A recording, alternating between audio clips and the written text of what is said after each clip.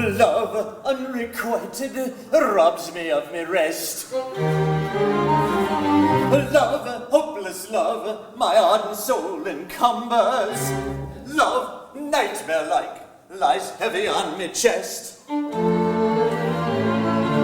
weaves itself into me midnight slumber.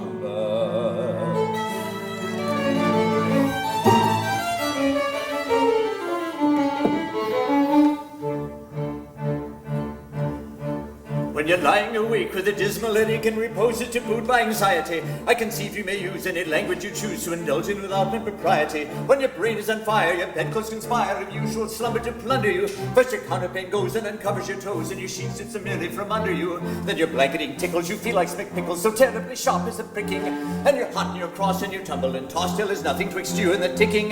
Then your bedclothes all creep to the ground in a heap, and you pick them all up in a tangle. And your pillow resigns and politely declines to remain at its usual angle. Oh, well, you get some repose in the form of a dose with hot eyeballs and head of a raking. But your slumbering teams with such horrible dreams that you very much better be waking. While you dream you are crossing the channel and tossing about in a steamer from Harwich, which is something between a large bathing machine and a very small second-class carriage. You are serving a treat, penny ice and gold meat to a party of friends and relation.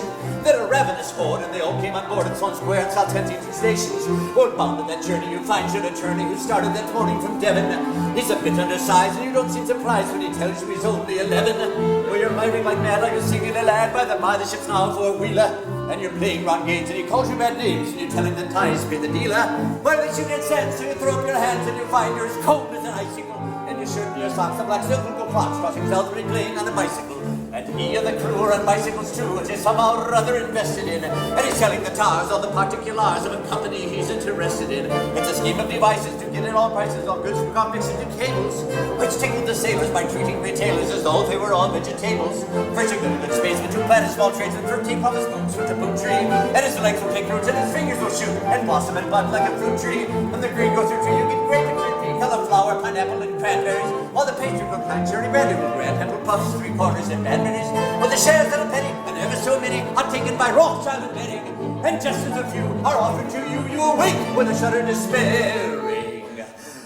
You're a regular wreck with a crick in your neck, and no wonder you snore if your head's on the floor, and your needles and pins and your soul and ends in the flesh and the creep to your left and your feet, and you're cramping your toes and a fly in your nose, and a puff in your lung and a feverish tongue and a thirst and a tense and a general scent, and you haven't been sleeping in clover. And the darkness is past, and it's daylight at last, and the night has been long. Ditto, my song. And thank goodness they're both of them over.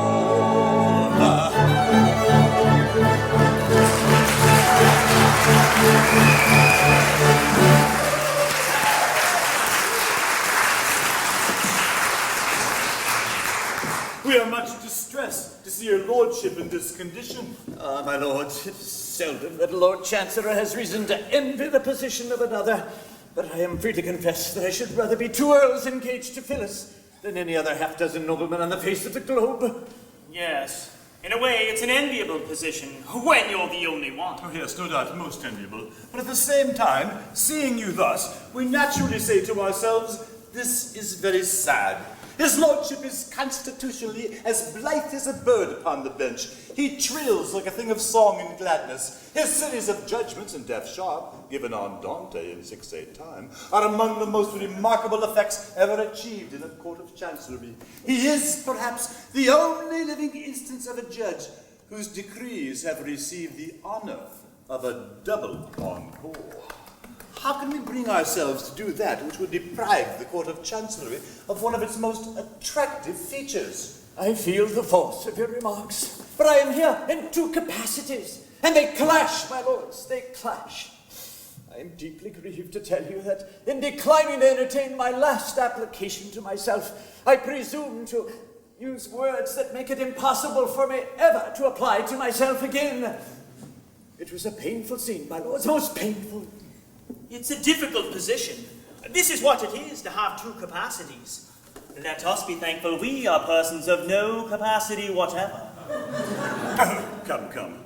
Remember, you are a very just and kindly old gentleman, and you need have no hesitation in approaching yourself, so that you do so respectfully and with a proper show of deference. Do you really think so? I do?